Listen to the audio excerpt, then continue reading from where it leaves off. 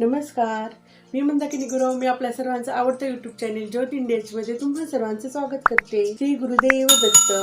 गणगण गणात बोलते. श्री गुरुदेव दत्तात्रयांचं स्मरण करून आजच्या या व्हिडिओला सुरुवात करते. आजचा जो हा व्हिडिओ आहे, या व्हिडिओमध्ये मी तुम्हाला 3 मार्च 2024 रोजी श्री गजानन महाराजांचा जो प्रकट दिन आहे ना, तो प्रकट दिन आपण घरामध्येच कसा साजरी करायचा ना, त्याविषयीची माहिती सांगणार आहे. गणगण गणात बोलते. जय गजानन, श्री गजानन. आपल्या ह्या हिंदू धर्म संस्कृतीला अनेक साधूजनांचा आणि संतजनांचा वारसा लाभलेला आहे. त्या साधूजनांच्या आणि संतजनांच्या मध्येच हे शेगावचे जे गजानन महाराज आहेत ना, त्यांची जी प्रचिती आणि प्रसिद्धी आहे ना, ही खूप मोठी आहे. आजच्या या कलियुगामध्ये आपल्या सांसारिक लोकांना खूप मोठ्या संकटाला आणि खूप मोठ्या मानसिक त्रासाला सामोरे जायला लागत आहे. त्यातून व्यवस्थितरित्या बाहेर पडण्यासाठी आपण जर श्री गजानन महाराजांची जर सेवा केली, त्यांची जर पूजा केली, गजानन महाराजांना जर का आपण आपल्या आयुष्यामध्ये गुरुचं स्थान दिलं, आपल्या आयुष्यामध्ये गुरु म्हणून त्यांचा जर स्वीकार केला, तर आपल्याला काय होणार आहे, आपल्याला प्रत्येक दुःखातून बाहेर पडायला खूप अशी मदत होणार आहे. शेगावच्या गजानन महाराजांची जर का आपण उपासना केली ना, तर आपल्या आयुष्यामध्ये खूप चमत्कारिकरित्या आणि लवकरात लवकर खूप छान असे बदल घडून येणार आहेत. जे लोक या सेवेमध्ये आहेत ना, त्यांना तर याचा अनुभव आणि प्रचिती आहेत. पण जे कोणी ह्या सेवेमध्ये नाही किंवा जे कोणी गजानन महाराजांची सेवा करत नाही किंवा त्यांना बाबा ऐकूनच माहित आहे की हो बाबा शेगावच्या गजानन महाराजांना गुरु करून घेतलं ना, तर आपल्या आयुष्यामध्ये खरंच खूप चांगलं होतं. काहींच्या मनामध्ये बघा कितीतरी वेळा असं संभ्रम येतो की हो बाबा आपण गजानन महाराजांना गुरु करून घ्यावं का, खरंच आपल्या आयुष्यामध्ये बदल होतील का. कित्येक अनेक प्रश्न आहेत ना, त्या प्रश्नाची उत्तर मी आजच्या या व्हिडिओमध्ये देणार आहे. जो कोणी श्री गजानन महाराजांच्या सेवेमध्ये येतो ना, त्याची ना खूप त्रासातून आणि खूप संकटातून मुक्तता होत असते, सुटका होत असते. श्री गजानन महाराजांची जी ही प्रचिती आहे ना, ही पूर्वीपासूनच आपल्याला पाहायला मिळते. तर चला मग आजच्या या व्हिडिओमध्ये मी तुम्हाला श्री गजानन महाराजांचा जो प्रकट दिन आहे ना, तो आपण प्रकट दिन कसा साजरा करायचा ना, याविषयीची माहिती सांगणार आहे. रविवार दिनांक 3 मार्च 2024 रोजी श्री गजानन महाराजांचा प्रकट दिन आहे ना, या दिवशी काय करायचं आहे, या दिवशी आपल्याला सकाळी लवकर उठायचं आहे. लवकर उठल्यानंतर सर्वप्रथम आपल्याला आपलं जे अंगण आहे ना, ते अंगण स्वच्छ करायचं आहे, उंबरा स्वच्छ करायचा आहे. अंगण आणि उंबरा स्वच्छ करून झाल्यानंतर काय करायचं आहे, आपल्याला अंगणामध्ये छान अशी रांगोळी काढायची आहे. रांगोळी काढल्यानंतर काय करायचं आहे, आपल्याला उंबऱ्याचं पूजन करायचं आहे. उंबऱ्याचं पूजन केल्यानंतर छान असं आपल्याला देवाऱ्यातल्या जे आपले सगळे देव आहेत ना, त्या देवांचं पूजन करून घ्यायचं आहे. देवपूजा करून झाल्यानंतर काय करायचं आहे, देवपूजेच्या पुढच्या साईडलाच आपल्याला काय करायचं आहे, एक छान असा पाट ठेवायचा आहे. पाट किंवा चौरंग तुम्ही काहीही ठेवू शकताय.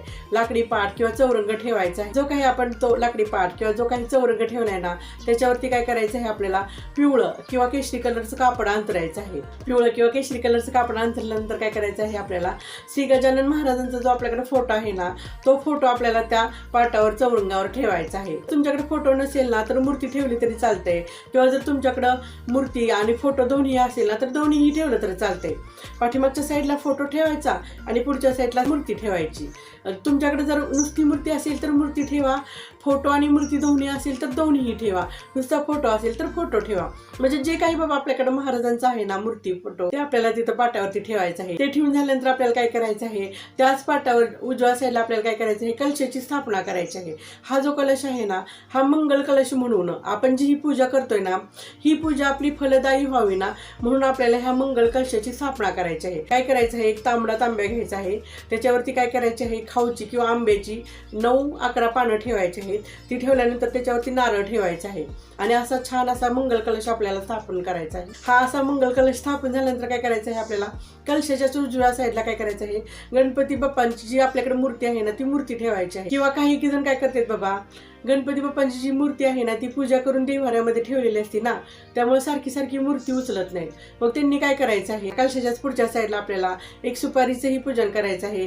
जे आपण गणपती बाप्पांची प्रतिमा म्हणून त्याचं पूजन करणार आहे, तशी ती गणपती बाप्पांची प्रतिमा स्थापन झाल्यानंतर काय करायचं आहे, समोरच आपल्याला खाऊच्या पानाचा एक विडाही ठेवायचा आहे. 5 खाऊची पानं घ्यायची आहेत. त्याच्यावरती काय करायचे आहे, थोडे तांदूळ ठेवायचे आहेत. त्या तांदळावरती 1 रुपयाचं नाणं ठेवायचं आहे आणि त्याच्यावरती एक सुपारी ठेवायचं आहे. असा आपण एक खाऊच्या पानाचा विडाही ठेवायचा आहे. आहे.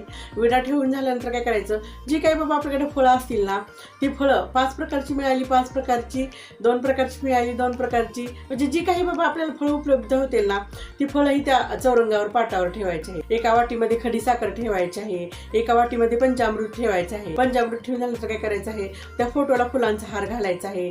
जी काही बाबा आपल्याकडे मूर्ती असेल ना, ती जर आपण पुढे ठेवली असेल ना, तर त्या मूर्तीलाही फुलांचा हार घालायचा आहे. फोटोची मूर्तीची पूजा करायची आहे. त्याचबरोबर जो आपण कलश स्थापन केलेला आहे ना, त्या कलशालाही फूल घालायचं आहे.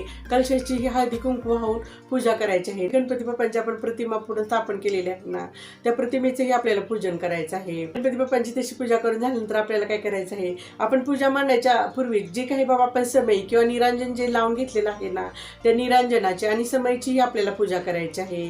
त्या निरांजनालाही समयलाही काय करायचं आहे, आपल्याला हळदी कुंकू फुलं अक्षदा अर्पण करायचे आहेत. समयची तशी पूजा करून झाल्यानंतर आपल्याला काय करायचं आहे, गण गण गणात बोलते या मंत्राचं काय करायचं आहे, आपल्याला 108 वेळा जप करायचा आहे. 108 वेळा आपल्याला या मंत्राचा जप करून झाल्यानंतर काय करायचं आहे, शेगावच्या श्री गजानन महाराजांचा जो हा ग्रंथ आहे ना, तो अखंड ग्रंथ आपल्याला काय करायचा आहे, वाचायचा आहे. हा जो ग्रंथ आहे ना श्री गजानन महाराजांचा, या ग्रंथाचं जर आपण प्रकट दिनाच्या दिवशी जर अखंड पारायण केलं ना, तर त्याचं विशेष पुण्यफल आपल्याला मिळणार आहे, मिळत असते. गजानन महाराजांच्या या ग्रंथाचं पारायण करून झाल्यानंतर काय करायचं आहे, आपल्याला गजानन महाराजांना जो नैवेद्य आवडतो ना, तो नैवेद्य हे आपल्याला आजच्या या दिवशी दाखवायचा आहे.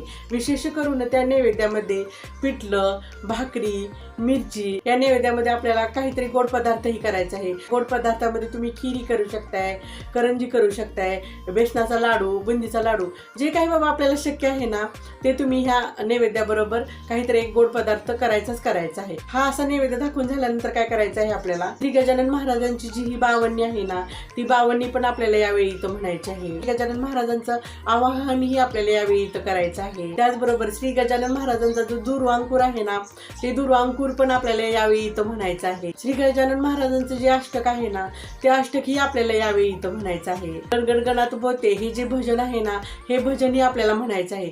हे असं म्हणून झाल्यानंतर काय करायचं आहे, श्री गजानन महाराजांची आपल्याला आरती करायची आहे. हे असं आरती करून झाल्यानंतर काय करायचं आहे, जो काही आपण त्या दिवशी घरामध्ये स्वयंपाक केलेला आहे ना महाराजांच्या प्रसादासाठी, त्या स्वयंपाकाचा जो नैवेद्य आहे ना, तो आपल्याला गायीसाठी पण द्यायचा आहे. कारण ज्यावेळी असं आपण गायीला नैवेद्य देतो ना, त्यावेळेस आपण जी काही पूजा केलेली आहे, जी काही आपण महाराजांच्यासाठी हे दान केलेलं आहे किंवा जो काही आपण नैवेद्य केलेला आहे ना, ते महाराजांच्या पर्यंत पोहोचत असते. आणि जे काही आपण पूजा केलेली आहे किंवा जे काही आपण महाराजांची ही उपासना केलेली आहे ना, ही पूजा आणि उपासना आपली फलदायी होत असते. म्हणून आजच्या या दिवशी न चुकता गायीला नैवेद्य द्यायचा आहे. अशा प्रकारे श्री गजानन महाराजांचा जो प्रकट दिन आहे ना, तो प्रकट दिन आपल्याला साजरी करायचा आहे.